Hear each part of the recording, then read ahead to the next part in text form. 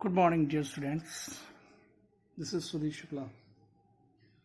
So, today we will discuss the topic polar orbiting satellites. Let me write first of all polar orbiting satellites.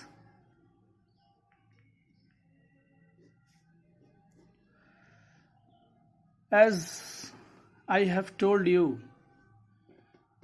that what is the meaning of orbit, what are the classification of orbit, and similarly, dear students, orbit is being classified on the behalf of shape and position. When we classify on the basis of shape, generally the orbit is classified as equatorial orbit,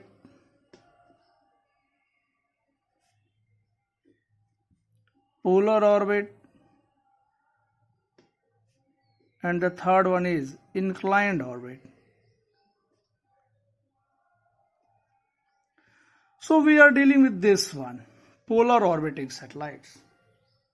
So polar orbiting satellites orbit the Earth in such a way that they have to cover the north and south polar regions. They generally cover north and south polar regions. For that, let me draw a figure. This is Earth and this is the orbit. And if we are talking about, this is to be a poles. If this is 36,000 kilometer, this is a geostationary orbit. This is what equator. This is equator. This is latitude. And these are the longitudes. So we have to deal with this orbit. This is what? Polar orbit. So this figure shows the polar orbit in relation to the geostationary orbit. Polar orbit is of height 1000 kilometer. So this figure shows the polar orbit in relation to the geostationary orbit. Polar orbit relation to the geostationary orbit. There is only one geostationary orbit, and in there are an infinite number of polar orbits. Means from the figure it is clear that this is single geostationary orbit, but inside it there are infinite numbers of polar orbits. The vice versa is not possible. So the US experience with weather satellites has led to the use of relatively low orbits. I am talking about this weather satellites. So ranging in altitude between 800 and 900 kilometer compared with the 36,000 kilometer for the geostationary orbit. Low Earth orbiting, that means LEO. Satellites are known generally by the acronym LEOsats. This is for low Earth orbit satellites. In the United States, the National Polar Orbiting Operational Environmental Satellite System, that means NPOESS. NPOESS. I'm repeating the name again, National Polar Orbiting Operational Environment Satellite System. This was established in 1994 to consolidate the polar satellite operation of the Air Force. And you all know about this NASA. That NASA, National Aeronautics and Space Administration, let me write, National Aeronautics and Space Administration, and NOAA. This is our National Oceanic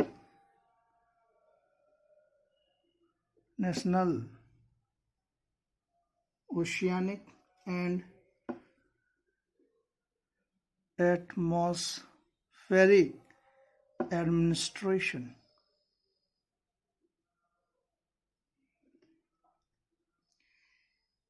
This NPOESS,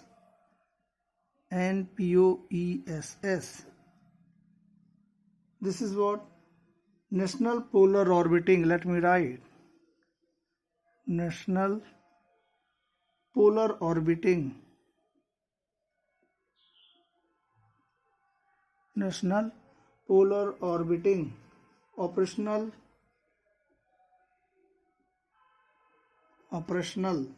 environmental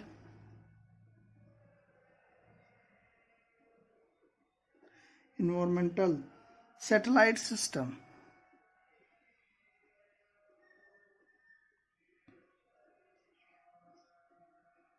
NPOESS. This NPOESS manages the Integrated Program Office, that means IPO. This manages this IPO,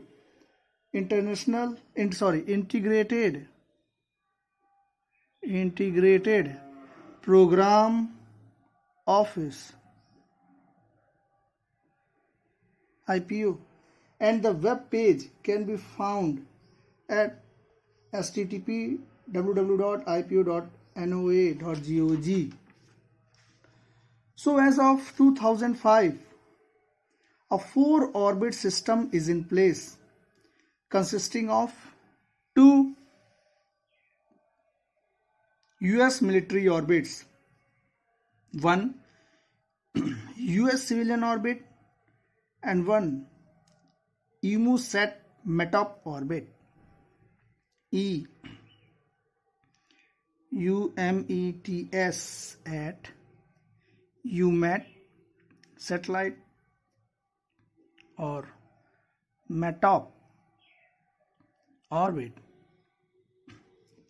Here METSAT stands for METSAT stands for meteorological satellite. This is what?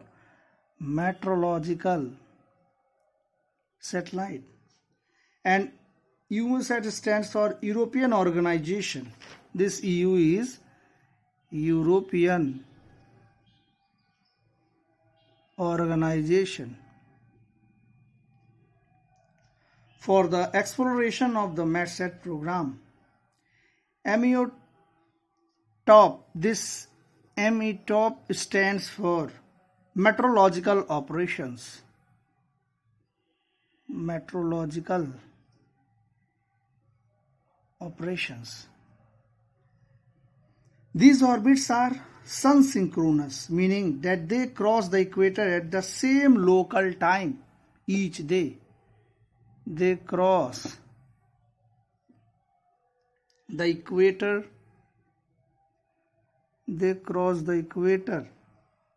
at the same local time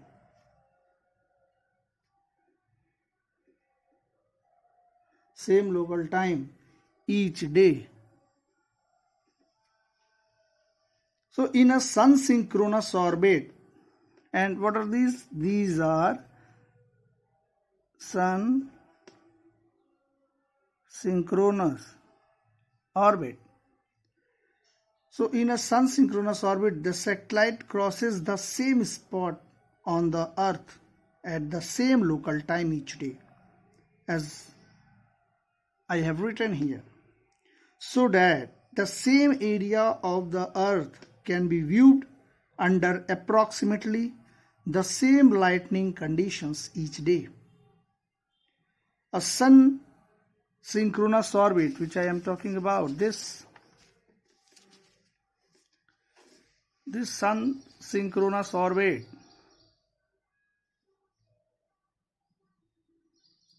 is inclined, this is sun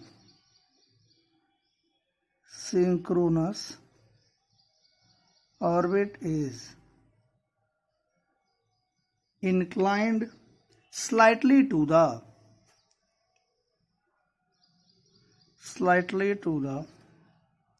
west of the North Pole. West of the North Pole.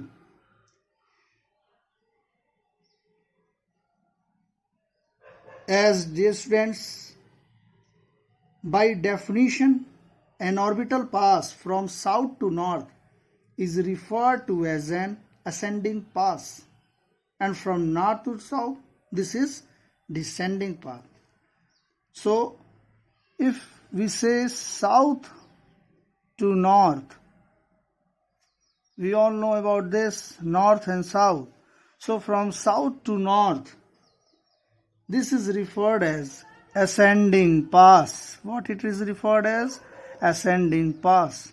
And if we go from north to south, this is termed as descending pass. The polar orbits are almost circular, as the satellites which are in respective orbits are termed as, they are satellites that if the satellite is in polar orbit, it is termed as polar orbit satellite. So these polar orbits are almost circular, and they are at a height of 800 to 900 km above the Earth's surface. These polar orbits. So the polar orbiters are able to track weather conditions over the entire Earth and provide a wide range of data, including visible and infrared radiometer data for imaging purposes. Along with this weather condition, it also measures radiation measurements. That all is done by polar orbiting satellites. Radiation measurements and temperature profiles.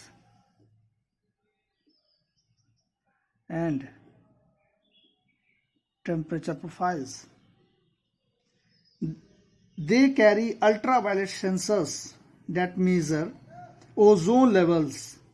Means these polar orbiting satellites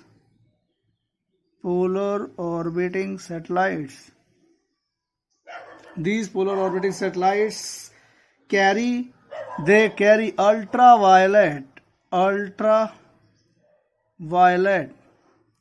sensors that they measure ozone levels, and they can monitor the ozone hole over Antarctica. The polar orbiters carry a NOAA. They carry NOAA letter designation before launch, which is changed to a numeric designation once the satellite achieves orbit. For example, NOAA-M was launched on June 24, 2002.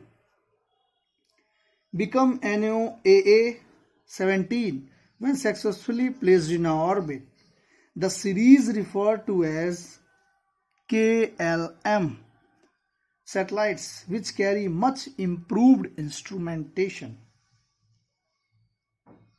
So there are a table which shows a polar orbiting satellite used in weather and environmental studies and is used for monitoring, and in search and rescue have a footprint about 6,000 km in diameter. This is the size of the antenna spot beam on the surface of Earth. Means there is a table generally in which it is shown that launch date, NOAK. Let me write few of the cases. Launch date, NOAK, that was launched in May 13, 1998. NOAAL, this was in September 21, 2000. Likewise, NOAM in June 24, 2000. NOAN March 19, 2005. NOAN July 2007. Likewise, their mission life was about 2 years minimum. Sun synchronous 83 plus minus 19 km or 870 plus minus 19 km. The mass was the satellites which was launched in polar orbits. Their mass was about 1478.9 kg or orbit 2231.7 kg on launch. The diameter was near about 4.1 meter or 1.88 meter. Sensors which was used generally: advanced very high resolution radiometer, advanced microwave sounding unit, advanced microwave sounding unit B. Likewise, this type of sensors were used. So as the satellite orbits the Earth, the spot beams sweeps out a swath on the Earth surface about 6,000 km wide, passing over north and south poles. So this is what about the launch date, mission life, mass, diameter, and few of the sensors. Let me write one of the name of the sensor, that advanced very high resolution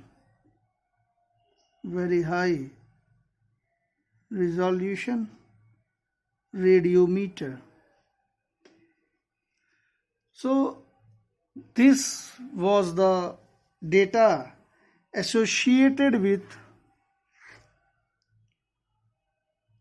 NOAA KLM satellites. So it has one more part. I will post that part in my next video. So thank you so much for this.